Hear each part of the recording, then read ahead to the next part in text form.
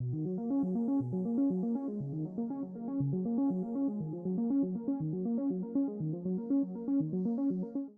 name's Josie. My name's Simone. I'm Jocelyn. My name's Lily. I am studying electrical engineering. I'm studying mechanical and biomedical engineering. I'm studying quantum engineering and physics. And I'm currently studying electrical engineering and biomedical engineering. So currently I'm working on charging. So that entails wiring our charge controller box to our high voltage power distribution unit. It just ensures that we have a safe way of transporting 600 volts to our battery pack for the car. I'm working in the power systems team and we're working on the charge controller. So I'm in power systems in Redback. We're currently working on constructing the loom, which is like the basic wiring for the car.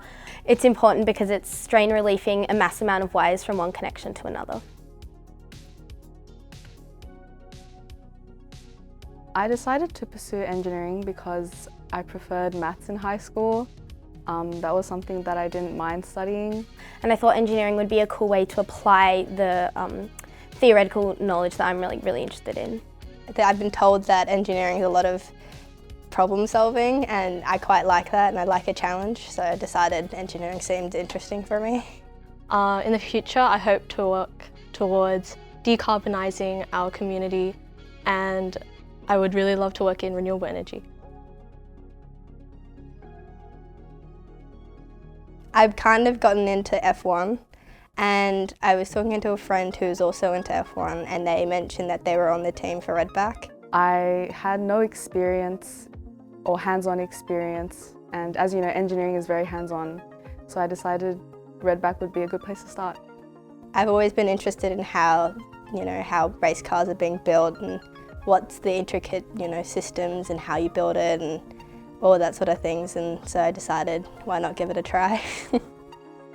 I joined Redback because I really wanted to apply what I was learning in my coursework in a more hands-on manner, and also just to get to know like other colleagues and other people doing engineering so that we can work together. A lot more communication skills. Communication and teamwork, and just trying to clearly vocalise what I'm doing and what I'm working on so that we can work cohesively as a team.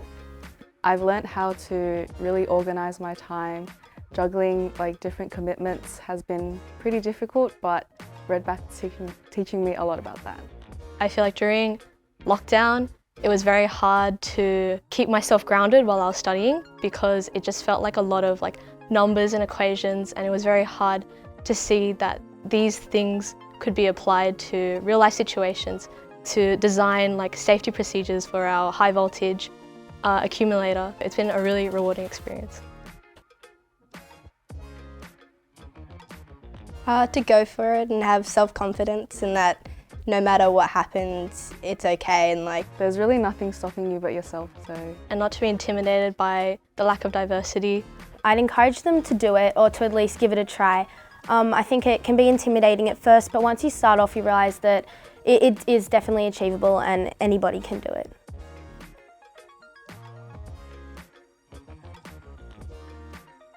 Well, obviously more women in engineering, but also more women who are confident being in engineering and able to take initiative. For example, more women in management roles or higher up, and just normalising women being in engineering.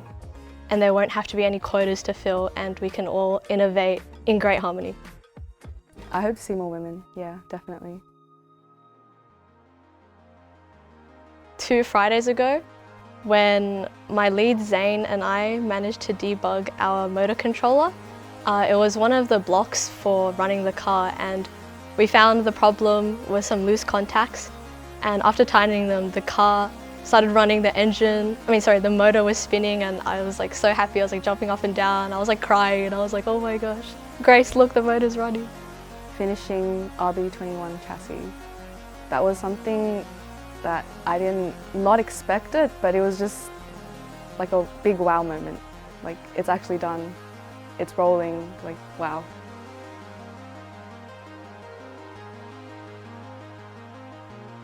I think publicity is important just to show other women who are interested in this that, you know, women are involved in engineering and we are currently doing it, because I think it inspires them to, you know, look at role models and see like, oh, this is actually a normal thing. Like, women are currently in engineering and so I could do it too. It's not a far-fetched dream, that it is possible and people have done it. It really motivates me to keep going. For example, I only joined Redback because the previous Power Systems manager was Abigail Harkness, and after knowing that she was a manager, I was really inspired and I really wanted to work under her. And I am really honoured to be in this feature because I would love to be the same for someone else.